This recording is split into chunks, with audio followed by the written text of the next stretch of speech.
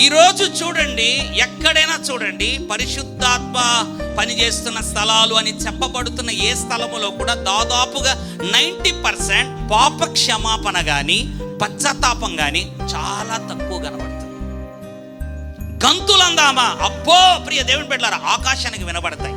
అంటే నువ్వు గంతులు వేయకపోతే నీ పర్సనల్, అది నీకు ఏమి జరిగిందో నాకు తెలియదు. కానీ ప్రియ దేవుని బిడ్డలారా, నేను చెప్పదలిచిన మాట ఏంటో తెలుసా? నిజంగా నీవు దేవుని ఆత్మ చేత నీవు నింపబడ్డావు అనడానికి గల ప్రథమ రీజన్ లేదా కనబడవలసిన మొదటి లక్షణం ఏంటో తెలుసా?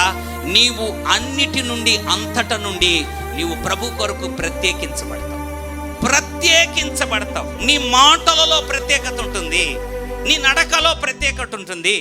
ఒకప్పుడు సినిమాలు చూసేవాడు, ఇప్పుడు సినిమా కాదు కదా, ఒక పోస్టర్ చూడాలన్నా నువ్వు భయపడతావు. ఒక సినిమా పోస్టర్ చూడాలన్నా భయపడతావు. ఒకప్పుడు అబద్ధాల పుట్ట, ఇప్పుడు ఒక అబద్ధం ఆడాలి అని అంటే నువ్వు భయపడతావు. ఎందుకో తెలుసా? ఈయన మినిస్ట్రీ ఏంటో చెప్పమంటారా? అనుక్షణం ప్రత్యేకపరుస్తూనే ఉంటుంది.